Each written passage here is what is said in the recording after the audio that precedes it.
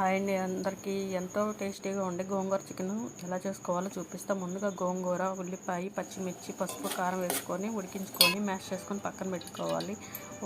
పొయ్యి మీద ఒక ప్యాన్ పెట్టుకొని దానిలో 2 స్పూన్ల నూనె వేసుకొని జీలకర్ర వేసుకోవాలి. జీలకర్ర ఫ్రై అయ్యాక ఉల్లిపాయ, పచ్చిమిరకాయ వేసుకొని ఫ్రై చేసుకోవాలి. ఒక 2 రెబ్బలు కరివేపాకు వేసుకోవాలి. కరివేపాకు కూడా ఫ్రై అయ్యాక చికెన్ వేసుకోవాలి.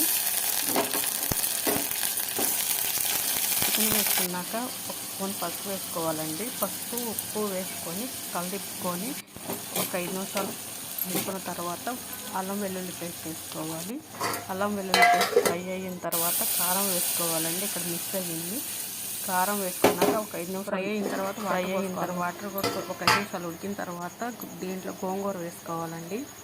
గోంగూర కూడా వేసుకున్నాక కలిపేసి మూత పెట్టి ఒక 5 నిమిషాలు ఉంచుకున్న తర్వాత కొత్తిమీర, మసాలా వేసుకోవాలి. ఎంతో టేస్టీగా